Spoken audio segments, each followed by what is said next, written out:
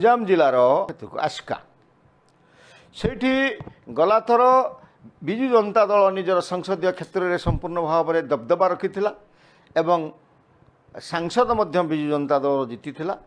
ଚଳିତ ବର୍ଷ ସେଠି ତିନି ପ୍ରମୁଖ ଦଳ ବିଜେପି, କଂଗ୍ରେସ ଏବଂ ବିଜେଡି ସେମାନଙ୍କର ପ୍ରାର୍ଥୀ ତାଲିକା ଘୋଷଣା କରିସାରିଛନ୍ତି।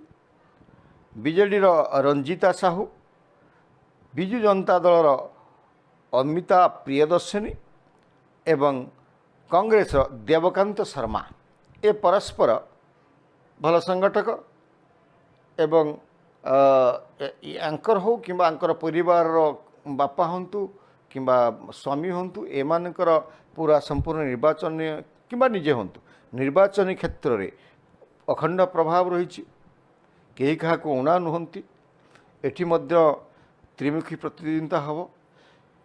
ପ୍ରତିଦ୍ୱନ୍ଦିତାରେ ଆମ ପାଖରେ ଯେଉଁ ଆମେ ଅନୁମାନ କରିଛୁ, ବିଶ୍ଳେଷଣ କରିଛୁ, ଲୋକମାନଙ୍କ ପାଖକୁ ଯାଇଛୁ, ସେମାନଙ୍କର ମତ ନେଇଛୁ, ତାକୁ ଆଧାର କରି ଆମେ କହିପାରିବୁ ଆସ୍କା ଲୋକସଭା ନିର୍ବାଚନ ମଣ୍ଡଳୀଟି ବିଜୁ ଜନତା ଦଳ ଖାତାକୁ ଯିବ, ଏଭଳି ଆମେ ଅନୁମାନ କରୁଛୁ। କିନ୍ତୁ ଏଠି ଭାରତୀୟ ଜନତା ପାର୍ଟିର ପ୍ରାର୍ଥୀ କଡ଼ା ଟକ୍କର ଦେଉଛନ୍ତି ଏବଂ ମୋଦି ଲହର ଅଛି। ଆଗାମୀ ଦିନରେ ଏଟା ପରିବର୍ତ୍ତନ ହୋଇପାରେ, କିନ୍ତୁ ବର୍ତ୍ତମାନ ବିଜୁ ଜନତା ଦଳ ସପକ୍ଷରେ ଆସ୍କା ଲୋକସଭା ନିର୍ବାଚନ ମଣ୍ଡଳୀ ରହିଛି ଏବଂ ଏଠି ବିଜୟର ବାନା ଓଡ଼ିଆ ଭଳିଆ ଆମେ ଅନୁମାନ କରୁଛୁ। ତାପରେ ଅଧୀନରେ ଥିବା 7ଟା ନିର୍ବାଚନ ମଣ୍ଡଳୀ, ବିଧାନସଭା ନିର୍ବାଚନ ମଣ୍ଡଳୀ କଥା କହିବା। 2019ରେ ଏଠୁ ବିଜୁ ଜନତା ଦଳ 6ଟି ଏବଂ କଂଗ୍ରେସ ଗୋଟିଏ ଆସନ ଲାଭ କରିଥିଲା। ଭାରତୀୟ ଜନତା ପାର୍ଟି ଖାତା ଖୋଲି ପାରିନଥିଲା। ଚଳିତ ବର୍ଷ କ'ଣ ହେଉଛି ଆମେ ଦେଖିବା, କାରଣ ଆ ଭିତରେ ହିଞ୍ଜିଳି ଆସୁଛି ଯେଉଁଠିକି ମୁଖ୍ୟମନ୍ତ୍ରୀ ନିଜେ ନିର୍ବାଚନ ଲଢ଼ୁଛନ୍ତି।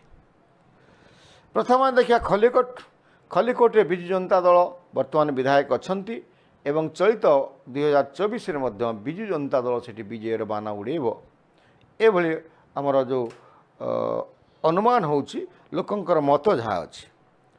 କବି ସୂର୍ଯ୍ୟନଗର ସେଇଠି କ୍ଲୋଜ୍ ଫାଇଟ୍ ହେଉଛି ବିଜୁ ଜନତା ଦଳ ଭାରତୀୟ ଜନତା ପାର୍ଟି ଭିତରେ। ୟାର ଫାଇନାଲ୍ କିଏ ଜିତିବ ଏଇଟା ବଦଳିପାରେ। ଆମେ ଯେଉଁ ଅନୁମାନ କରୁଛୁ, ଆମେ ଯେଉଁ ବିଶ୍ଳେଷଣ ଯେଉଁ ରିପୋର୍ଟଟା ଏବେ ଆପଣଙ୍କୁ ଦେଖେଇବୁ, ଏଇଟା ଆଗାମୀ ଦିନରେ ବଦଳିପାରେ କବି ସୂର୍ଯ୍ୟନଗର।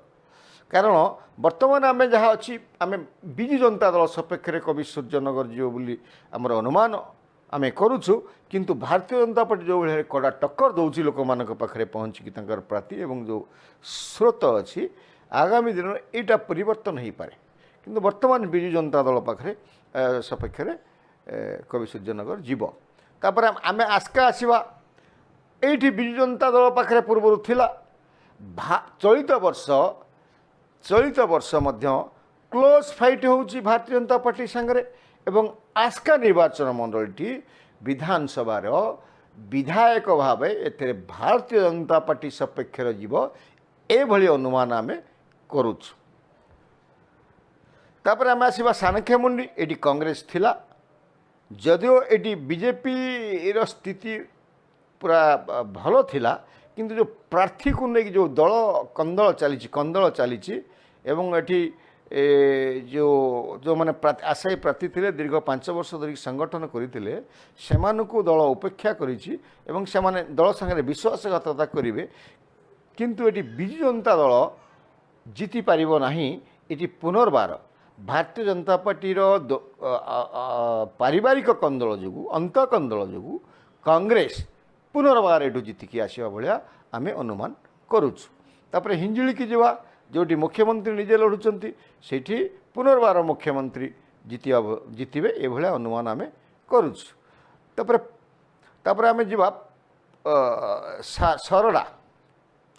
ସରଡ଼ାରେ ବିଜୁ ଜନତା ଦଳର ବିଧାୟକ ଅଛନ୍ତି। ସେଇଠି ପୁନର୍ବାର ସରଡ଼ାରେ ବିଜୁ ଜନତା ଦଳର ବିଜୟ ହେବ, ଏଭଳି ଆମେ ଅନୁମାନ କରୁଛୁ। ତାପରେ ଯିବା ଆମେ ପୋଲସରାରେ ବିଜୁ ଜନତା ଦଳ ଅଛି, କିନ୍ତୁ ଚଳିତ ବର୍ଷ ଏଇଠି ଭାରତୀୟ ଜନତା ପାର୍ଟିର ପ୍ରବେଶ ହେଇଛି ଏବଂ ପୋଲସରାରେ ଭାରତୀୟ ଜନତା ପାର୍ଟିର ବିଧାୟକ ଜିତିବେ, ଏଭଳିଆ ଲୋକମତ ଆମେ ଅନୁମାନ କରୁଛୁ।